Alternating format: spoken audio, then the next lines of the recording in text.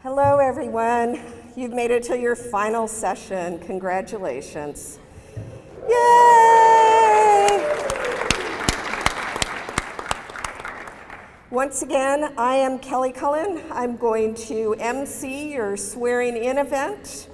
I see that most of you have seen the brochure that was either on a table or your chair. In it, it has the speaker's bio, the national anthem, and the agenda. We'll try to keep to it as closely as possible, but we've had an addition also, a video edition. I just want to thank you, first of all, for the 2 days of active participation. This has got to be the shortest PST session ever, so pat yourselves on the back. Maybe we'll start a new trend. Yeah. I'm going to keep this short and sweet, and without further ado, I'm going to welcome back Sarah Deach, who is the Director of Peace Corps Response, to kick off this ceremony.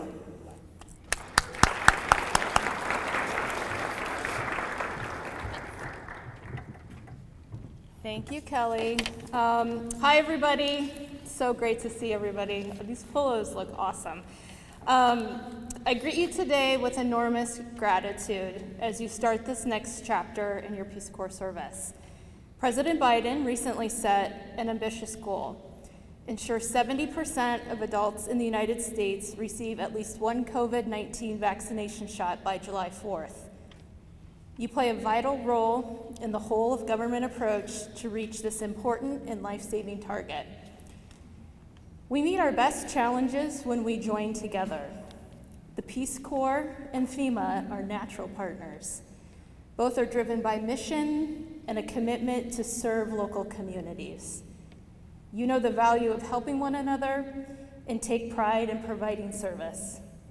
25 years ago, Crisis Corps, now known as Peace Corps Response, was created to send experienced professionals on short-term, high-impact assignments to help overseas partners.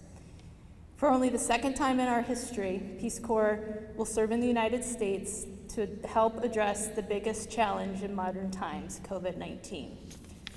Your skills and previous volunteer experience will be put to immediate use during your assignment here at home. This includes much needed language support, flexibility, you've heard that word before, and tremendous resiliency. I know this Peace Corps service is different from the one you left more than a year ago. You experienced a profound loss as you said goodbye to your host families, counterparts, fellow Peace Corps volunteers, and Peace Corps staff. Many of you were drawn to this assignment because you want to finish your Peace Corps service, honor a loved one lost. Some of you are interested in emergency management, I have heard from more than one, and many of you just refuse to sit on the sidelines. Your dedication is so deeply appreciated. Again, thank you for stepping forward and volunteering. I want to share with you the Georgian word for volunteer. It's one of my favorites, mochalise. And it means literally someone who does something for joy or enthusiasm. I just think it's just wonderful. So this assignment, as you've been told, it will mean long days and time away from your friends and family, but it will be worth it. Your contributions to this important vaccine distribution work will save lives. It will get us closer to normal so we can hug our loved ones again soon, open up schools and businesses fully, and get Peace Corps volunteers back into overseas service. So, Garmar Jos, cheers, and Didi Madloba. Thank you very much.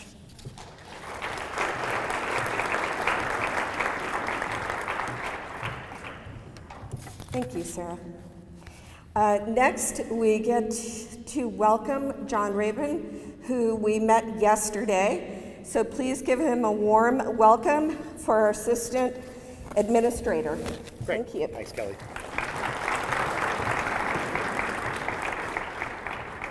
Hey, everyone. I won't give you the same speech I gave yesterday, though I've got new people that maybe they would like to hear the same speech. I'm really excited to be here with you guys today to celebrate the partnership between Peace Corps and FEMA. This is the end of a long journey that is going to get the Peace Corps volunteers out in the field to help this nation, and I couldn't be more excited to be out here. Director Spahn, I want to thank you so much for your leadership and your support that has made all of this possible. We're glad you're here to join us. We're actually really glad that we're here to join you, for that matter, as you swear in all these great Peace Corps volunteers. We've got Tony Robinson here as well, who is the Region 6 Regional Administrator. It's great to have Tony here because without Tony, we've got a ton of support from Tony to really run this Personal Mobilization Center and to bring all of you folks through here. And without Tony's support and the support from his staff at the region, we could not be nearly as successful here. So I'm glad that you're here, Tony, and I really appreciate it. I would also like to thank the FEMA folks that have been working incredibly hard to make all this happen. The team has been working since really before we signed the MOU a couple weeks ago at the mass vaccination site in Maryland. Dom Lennox, Sam Norton, Alexa Street, Janelle Evans, Kayla Straub, Andrea Gortzman, Don Clark have done phenomenal work. And what I think is most important for everybody here is they are treating you like family. And I think that that says a lot about the way we view the Peace Corps volunteers, but also the way we hope that you guys are feeling a part of our family. Many of them, Kayla, Dom, Don, have actually been returning Peace Corps volunteers and have done work in the Peace Corps, so they understand what you've gone through, and I think they have really built a program that understands who you guys are, understands what we need to do from FEMA, and have developed a really spectacular training. I also want to thank our PMC Sport in Jeff Coble, Dave Nunley, and Ron Wells, and the amazing team here in Dallas, who have really made this an efficient and an effective training program for you, has walked you through a ton of the things that you're going to need to join the bureaucracy of FEMA. I realize that for most of you in the Peace Corps, when you get to your location, you may get a host family, you may get a phone card, and you're told you get on your own. That's not really going to happen here. We give you phones, and we give you email addresses and DTS things and all sorts of things that you have to do to keep up with all this stuff. And we appreciate your understanding as we work on that. And without Dave and Jeff and their team, we would not be able to do this. And I also want to thank tremendously our partners in Peace Corps. Sarah Deach, Alex Garcia, Dawn Childs, and Kelly Cullen, and the whole team have been nothing but outstanding partners to get us here. Every challenge that we had, we talked about, we met, we overcame. And the result of that is 160 or so folks that are ready to go out and help this nation, and that's awesome. So just a couple more things that I wanted to share with you guys. Number one is I want to give you a little bit of words of wisdom as we go out, as you guys go out into the field. The job you're about to do is going to be incredibly rewarding. You're going to go out there and you're going to save people's lives and help this nation. What's great about it? That's exactly who you are. That's exactly who each one of you are. We've talked about this yesterday. I've talked about it a bunch to the press today about service and making a difference. And that's why you guys all joined Peace Corps, and that's why we all joined FEMA, and that's why this is a perfect mix. I use the phrase, we're kindred spirits in our desire to serve this nation and to help people. And we're getting ready to send you guys out there. When you go out there, you're gonna find that it's gonna be incredibly rewarding. You're going to get to you're going to work with people that you may never have worked with. You're going to work with FEMA people. You're going to work with our FEMA reservists. You're going to work with our full-time employees, the Department of Defense. You're going to work with AmeriCorps members. You're going to work with volunteers from the state and the locals. All of those people working together to bring back health and safety and security to this nation. And the advice I'll offer you is to be like the Peace Corps. Be like yourselves. Be yourselves. Be flexible. Be empathetic. Be supportive, be understanding. Know that you represent yourselves, but you also represent your families, your friends, your communities. And you also represent the nation. Be proud out there, because we are incredibly proud of you. So you're now, at the end of the day, you're going to be a part of a workforce of thousands of people across the states, the tribes, territories, our local, state, and local partnerships. You're part of a whole of nation effort that is going to vaccinate people, get people moved towards vaccinations, get us back to the way it once was. And we're going to get back to a safe and secure and, most importantly, healthy nation. And you guys are going to out there and you're going to represent FEMA. And the one thing that I want to leave you with is, I know when I think Peace Corps, I think empathy. But when you guys get out there in the field, I want you to think empathy, but I also want you to think about the FEMA core values. And when I tell you about the core values, I'm 100% sure that our core values are aligned exactly with your core values. Not just the core values of Peace Corps, but the core values of who you are and why you're in these chairs. And those are compassion, fairness, integrity, and respect. If you act that way to everybody you see, to all of your colleagues, to all of the community members you're going to see, to all the people that are going to get vaccinated, to all the people you're going to come across the board, you're going to do exactly what we need to do. And that's going to be to help get people vaccinated and get this nation back to where it's safe, healthy, and secure. So I congratulate you guys. I'm thrilled to welcome you into the broader FEMA family. And I cannot wait to see you guys out in the field. So thanks very much.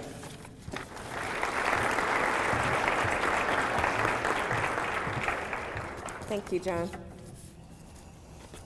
Oh, I'm so inspired by his talk, and I know my main group knows that I'm so envious of all of you and going to live vicariously through all your stories. So once again, thank you. Next, we'd like to sing, if you're up for it, the national anthem. So can you please stand?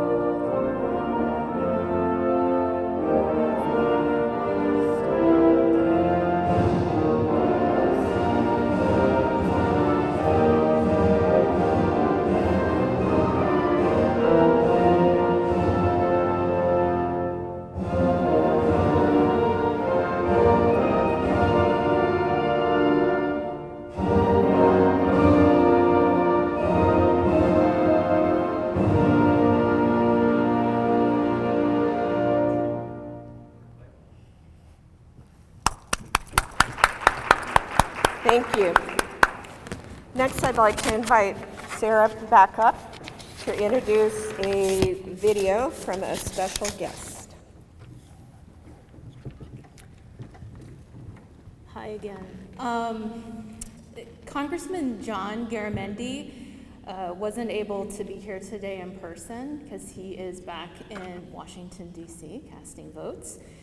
But he wanted to share this video message with you all. He serves the 3rd Congressional District of California and is also the co-chair of the Peace Corps Caucus. He is currently the only RPCV serving in Congress, and he and his wife served in Ethiopia from 1966 to 1968. And I can say there's no greater supporter of Peace Corps on Capitol Hill than the congressman. So he wanted to pass on these words of thanks and encouragement to both you and all of your friends and fellow volunteers that were affected by the evacuation. Hi, this is Congressman John Garamendi. A year ago, 7,000 Peace Corps volunteers from all around the world were brought home. The pandemic really interrupted their lives, but not their desire to serve. And I know from many, many conversations with some of those volunteers, they wanted to get back in the game. They wanted to continue their service. Right now, 160 of those volunteers are doing just that. They've joined the Peace Corps Response Group, and they are deploying all across America to work on the vaccination program. Yes, we need to complete the vaccinations. And yes, Peace Corps volunteers will never lose the desire to serve. And so for those 160 that are able to join the Peace Corps response, you're going to continue your service. For the other Peace Corps volunteers, the opportunity will continue. It won't be long before Peace Corps will be back all around the world carrying out its mission of representing America, helping people wherever they may be, in whatever way they need help. And so for those 160 of you out there, congratulations. Thank you for being able to continue your service and finding the place to do that. For the others, don't worry. The opportunity to serve is there every single day, and the Peace Corps will be back. Thank you.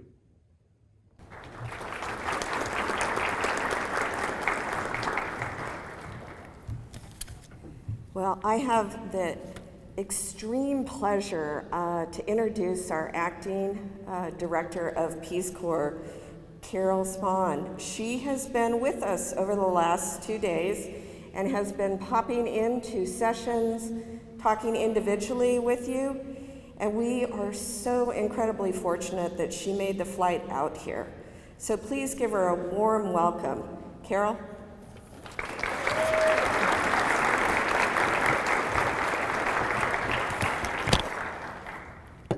Thank you so much, Kelly. I really can't say how much it means for me to be here in person with all of you. It really is an incredible moment, and I've heard so many of you speak about how much it means to be back together as volunteers. And I can tell you from a staff perspective, it means the world for us to be here with you all. It's just a real testament to what's possible when a group of determined people step up to be part of the solution. It's also wonderful that Congressman Garamendi was able to send a video showing his support of this unique mission. This is a whole of government approach, and there is tremendous support for Peace Corps' involvement with FEMA. I'd really like to thank the FEMA team for proactively reaching out to Peace Corps so that we can meet this historic moment together. Assistant Administrator Rabin, I just really appreciate all that you have said about Peace Corps and FEMA being kindred spirits. It is just music to my ears to extend the Peace Corps family. We talk about the Peace Corps family a lot, and now it is the Peace Corps family and the FEMA family and the AmeriCorps family all coming together to engage in work that is something we've never known before, an invisible enemy that we are fighting together in hopes of getting back to whatever the new normal may look like. I'd also like to thank the Peace Corps team. When FEMA asked us to partner under tight deadlines and with the urgency that a vaccine response required, the very easy answer for us would have been no. Our systems, policies, procedures are not designed for domestic service, which is the reason this is the only second time in our history that we have done this. But here we are today after an intensive effort by so many people in offices. This has truly involved the entire agency, and I want to extend my sincere gratitude both to those who are with us today as well as those who can't be with us. And to the 158 Peace Corps response trainees, for the next few minutes anyway, just a warm welcome back. In my time with Peace Corps, I've sworn in many volunteers, but given all that we have collectively been through over the past year, this is really a powerful, profound moment. More than a year ago, you were abruptly evacuated from a country and a community you called home, unable to finish the work you had started in leaving friends and new family behind. We have volunteers here who served in 52 countries and who know collectively 88 different languages. That is absolutely incredible. Thank you for your service. I was at Dulles International Airport in DC when many of you and other evacuated volunteers arrived home last March.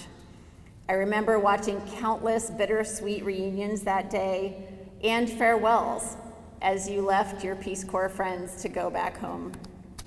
You were thrust back into the United States.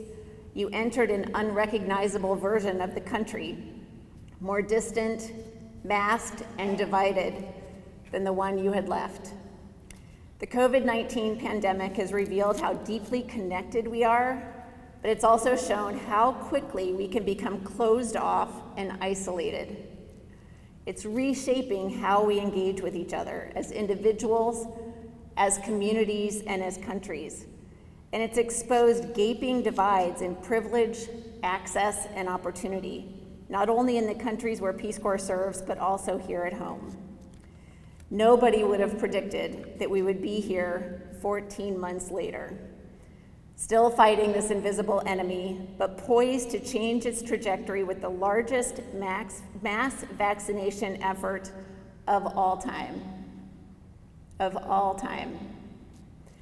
As I reflect on Peace Corps' 60-year history, I am reminded of how many times we've been part of large-scale public health efforts, reaching some of the most isolated and vulnerable populations.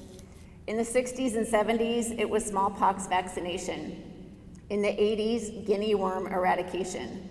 Since the early 90s, HIV and malaria prevention, Ebola, and now COVID. So I recently learned that smallpox was the first disease to ever be eradicated, but it was not achieved until almost 200 years after the discovery of the vaccine. Vaccination started slowly, there was hesitancy, and even after the disease was eradicated in the US, countries around the world still suffered. A global plan by the World Health Organization failed due to lack of funds, personnel, and commitment, as well as a shortage of vaccines. An intensified plan was launched around 1966, when the burden of disease was estimated at 10 million cases and 2 million deaths per year. One of the major factors in the eventual success of the intensified program, in addition to funding, was the establishment of case surveillance systems following mass vaccination campaigns. Sound familiar? At that time, Peace Corps was asked to partner with WHO, CDC, and others, and volunteers ended up contributing to vaccination programs in more than 20 countries. The scopes of work varied by country and required a move away from Peace Corps' traditional model of placing a volunteer in one community so that they could support case finding. In Afghanistan, female Peace Corps teams went out to remote villages and were key to overcoming female cultural resistance to vaccination. In Ethiopia, where the government had reported only 722 smallpox cases, Peace Corps Ethiopia's national teams identified 26,000 cases in the first year alone. And in Zaire, now the Democratic Republic of Congo, rural health systems were barely functional, and teams crisscrossed large expanses of the country in search of smallpox cases. Peace Corps played a significant role at the last mile, and eradication was finally achieved in October 1977. For COVID, we are currently around 162 million cases and 3.4 million deaths worldwide. And despite a significant decline here in the US of new cases, we are seeing explosions in places like India and Nepal. This is just the beginning of this fight. There is a critical role for Peace Corps, for all of you, to play in this effort as we reach underserved communities, correct misinformation, and work towards overcoming vaccine hesitancy in the US and eventually abroad. Your ability to reach communities, to speak local languages, and to ensure that underserved people have the healthcare access and information they need to stay healthy is critical. And as happened with many of the smallpox warriors, as they were called, I hope that many of you are inspired to go on to illustrious careers in global health or disaster response, and are part of teams that help prevent a global pandemic like COVID from ever happening again. So I'd like to tell you the story of Peter Kilmarks. He served as a fisheries volunteer in the Democratic Republic of Congo from 1984 to 86, before going to medical school. He recently shared an article that was published in the American Journal of Tropical Medicine. In the article, Peter tells the story of how he stayed in touch with the village chief, Chief Shamba through the years by exchanging annual letters. He had the opportunity to go back to his village while in medical school to study men's knowledge, attitudes, and practices towards HIV/AIDS. Then, given his French skills and knowledge of the local culture, he was deployed to Congo after joining CDC to work on the Ebola outbreak in 1995. During that deployment, he was again able to reconnect with his Peace Corps village. Flash forward to 2007. Peter received a text from Chief Shamba describing hemorrhagic fever in the village. This text message alerted Peter to potential Ebola in the area, and he was able to pass the information on. As you know, speed is key in epidemic response, and CDC was in Shamba's village in a matter of days, as opposed to months, which was the case in other Ebola outbreaks. Because of this, they were able to get the situation quickly under control and saved thousands of lives. In his article, Peter writes, "As we said our last goodbye, I asked, 'Shamba, you're a village chief. How did you know it was Ebola when you sent me the text message?' He replied, 'Didn't I remember? After the Kikwit Ebola outbreak in 1995, 12 years earlier, I had written him a letter with a description of the clinical manifestations and epidemiology of Ebola. If you ever see something that looks like this, I had written, let me know.' That simple exchange in a text message 12 years later changed the trajectory of the disease in DRC. It can be a powerful intervention to give people the basic knowledge and tools they need to help themselves. To take the cross-cultural skills you refined in Vanuatu, North Macedonia, Togo, Peru, Thailand, or wherever you served, and to translate critical health information into not only Spanish, French, Arabic, or Mandarin, but also into American Sign Language, Bemba, Pular, Twi, Kyrgyz, and Malagasy, so that all people have equitable access to information and health resources. Today, we will take the first steps together to be part of the COVID solution. Every contribution matters. Peter was one of the lucky ones. He saw how the simple act of sharing critical information saved lives. Most of you here will never know the tangible impact of the work you're doing, but I assure you, your work matters and your unique skill sets are right for this job. It's in times like these, when all that we have taken for granted is fundamentally disrupted, that we have a profound opportunity to chart a new path. To unite rather than to divide, to put community above self, and to care enough to show up, to be present, and to take action. You have chosen that path, and we are so honored to share this journey with you. 60 years of Peace Corps, 25 years of Peace Corps response, 2 domestic deployments, hopefully only 1 pandemic, and global evacuation. So this wouldn't be a swearing-in speech if I didn't use my favorite quote, which is, "Life begins at the end of your comfort zone." This is a historic moment, and you are all a major part of it. Go live well beyond your comfort zone, continue to reach, continue to grow, continue to be a part of your solution, part of the solution. This moment calls on all of us to do great things. Thank you, and I wish you all the best.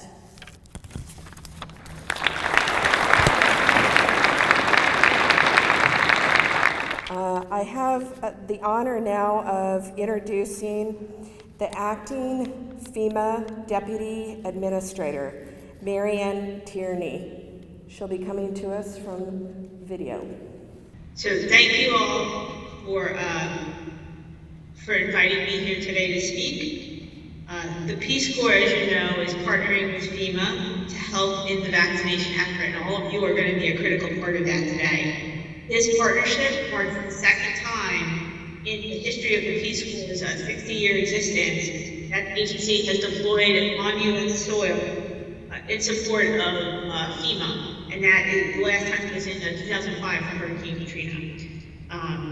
So as you know, the national scale of this public health emergency has required FEMA to call on all of our partners to help in distributing the COVID-19 vaccine as quickly as possible, especially among underserved and marginalized communities. While typically the Peace Corps and the volunteers that are part of the Peace Corps only authorize national service, you are being called into service today to support the activity at the request of FEMA. FEMA is grateful that the Peace Corps volunteers, that's all of you, are once again stepping up and working alongside your FEMA counterparts to serve our country in times of need.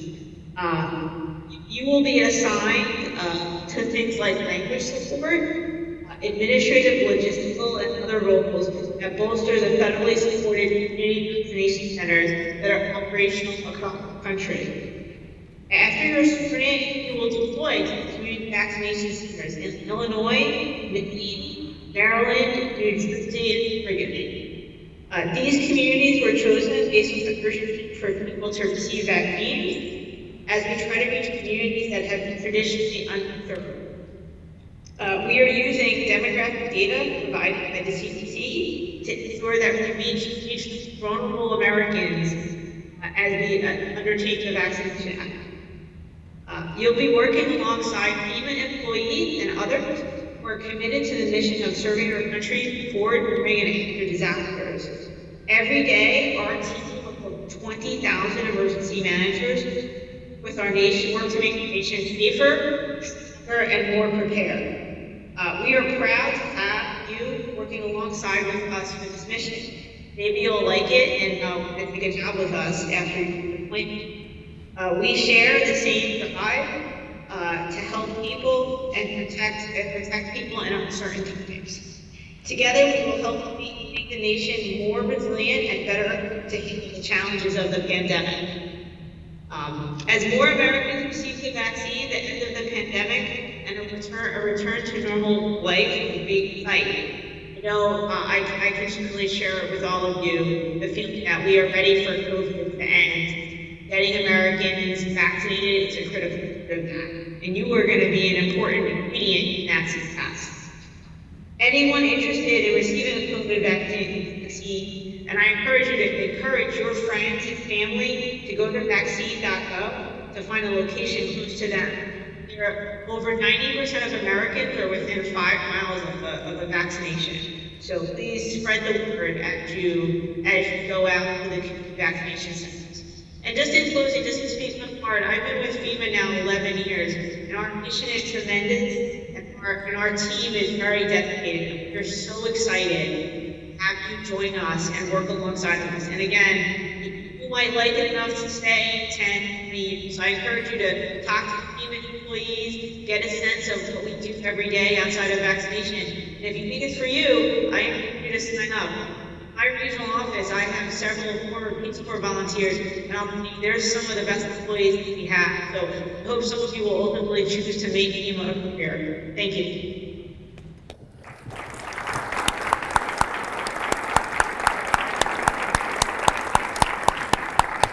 You can see the spirit throughout all of our speakers about the importance of our partnership and that we are one. And it's just awe-inspiring to see how we've become so close in over such a short time, especially over this pandemic. I would like to ask you to stand, please, and get ready to take the oath once again to become a Peace Corps volunteer response volunteer. Carol, could you please come up? Would ask you all to raise your right hand and repeat after me. I state your name. Do solemnly swear that I will support and defend the Constitution of the United States against all enemies, foreign and domestic. That I will bear true faith and allegiance to the same that I take this obligation freely, without any mental reservation or purpose of evasion, and that I will well and faithfully discharge the duties of the office on which I am about to enter. So help me God. Congratulations and welcome back to the Peace Corps.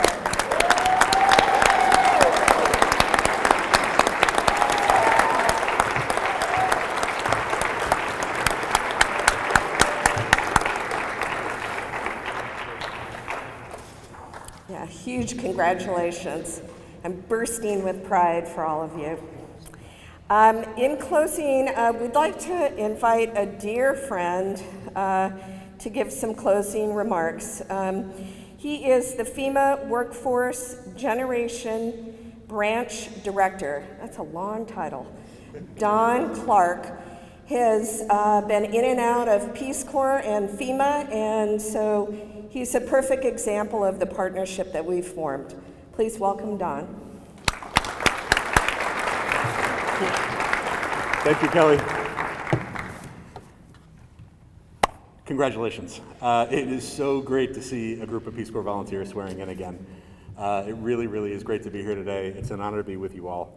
I tell you, when we started the conversations with Peace Corps and FEMA, some of those early conversations for me felt like I was bringing my college friends back home to my high school friends and meeting them together. You know that feeling when you first bring those two groups of people together.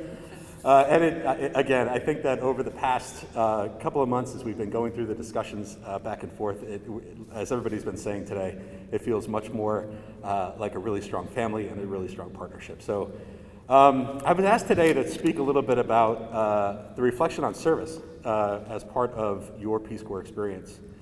And like many of you, I've had a fairly windy path that has led me to this room here in Dallas, Texas. My Peace Corps journey began in 1996 when I arrived in Bolivia for PST. And for all of my FEMA friends out there, it's time for acronym sharing. PST is for Pre-Service Training. And again, just as we go through it, I'm sure that all of our Peace Corps volunteers are going to be learning a lot of the FEMA acronyms as we go forward in the next couple of months. I served after I left Bolivia, I served as a trainer in Paraguay, and then I moved on to the Dominican Republic and spent a few years in the Dominican Republic as an APCD and then a DPT, and then moved back to Paraguay as a country director, and then came back and finished out my Peace Corps service as the Chief Operations for Latin America, Caribbean, and Pacific from Peace Corps Washington. And as I was thinking about next steps, as every Peace Corps employee does at one point or another, I thought, what other organization is driven by a mission? What other organization is going to be able to capture that desire to serve? And I found FEMA.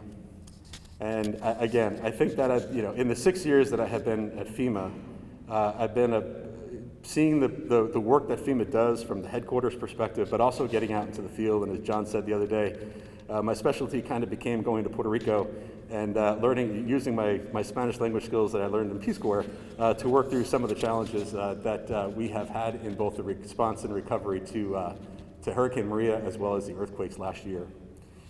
And again, I just am really thrilled that you guys are all here and have stood up and said that you would serve again. And so first things first, from all of us here today, thank you. Thank you for stepping up to the challenge.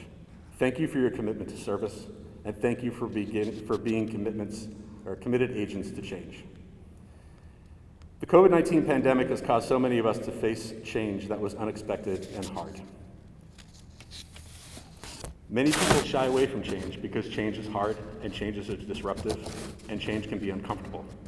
But we as a nation, we were forced into a change process that many of us were not really ready for. A major change for you began with your Peace Corps service overseas, but this change was a bit different. It was fun, it was expected, it was exciting. You knew that you were going to be challenged, and you embraced change to go to a new country, to learn a new language, to engage with a new culture, to eat new food, and to meet new friends. Then the COVID pandemic came knocking, and you were asked to change again. You were evacuated from your host country, and you found yourself facing unexpected change, heading back home, Were you ready for it? Probably not. The whole process tested your resilience, it tested your creativity, and it may have tested your perspective on what change means. As you're going through this personal transformation, the rest of the world was also facing a transformation that has been fairly impossible to understand and comprehend and to frame. Yet here we are, figuring it out. We here at FEMA were also challenged by this change, specifically how we think about disaster response. At FEMA, when we think about disaster response, we look at what was broken, and we work with states and our local partners to try and find ways to fix it. We assume that the focus on stabilizing our community lifelines, determining how many homes were damaged or destroyed, how many customers are out of power, is there food and water for survivors? Do the roads need to be cleared? What is the security environment for the community and for responders? But with COVID, the lights stayed on. The water and fuel was flowing. No homes were destroyed, but lives were being lost, and we needed to respond. As we started 2021, the hope and promise of the vaccine signaled a turning point, but our challenge continued. We set out with the audacious goal of vaccinating a country, and that is where we have come to today. We thought, who better to engage in this process of change but Peace Corps and all of you, because change is what you are all about. This is a group of people who embrace change. You're committed agents to change. It does not make change easier, but you prove through your service in your communities across the globe that change is possible, even desirable. And now as we challenge you again, because at the end of the day, change is necessary to grow and to learn and to move ahead. The work in the vaccination mission is about change. We're going to be asking people to engage in the process of change for themselves and their families. And behavior change is the bedrock of many of the Peace Corps programs that you served in, be it hand washing and hygiene for public health, life skills development for youth, learning English as a second language. The work that you were doing as a volunteer was creating the conditions for change and the conditions for personal growth among the people you lived and worked with in your communities. The work ahead of us is really no different. I need you all to use those skills that you have sharpened through your service and apply them to your assignment now. Whether it is in the vaccination center or doing outreach, you will be asking people to change, and change can be hard, but I know you can do it. I want to thank the Peace Corps team for engaging with us here at FEMA. I am hopeful that together we'll learn a lot from the partnership, and we're going to learn a lot from the experiences that you all have as you go out to the field. Director Spahn, thank you and the Peace Corps for your leadership and courage in this mission. And from our wonderful PMC team here in Dallas, Ron, Dave, Jeff, and the whole PMC crew, thank you for hosting us. You have done an outstanding job. We really appreciate all of the work that went into this. And I want to do a special thanks to Dom Lennox, Janelle Evans, Sam Norton, Kayla Straub, Alexis Street, and Andrea Gewurtzman for your tireless work and partnership with Alex Garcia and Don Childs and Kelly Cullen and the rest of the Peace Corps team to make this successful. As I close, I want to share one piece of advice that I would give volunteers in swearing-in ceremonies in Paraguay.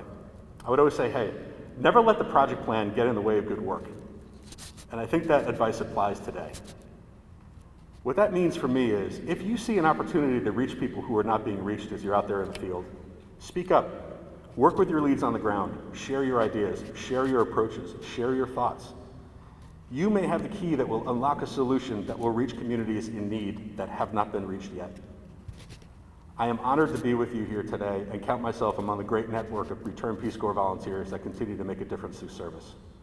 Thank you, be safe, best of luck, and enjoy your time.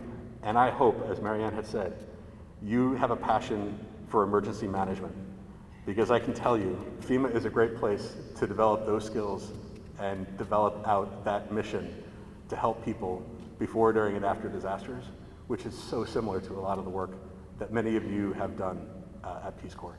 And so thank you very much, and I really wish you all the best.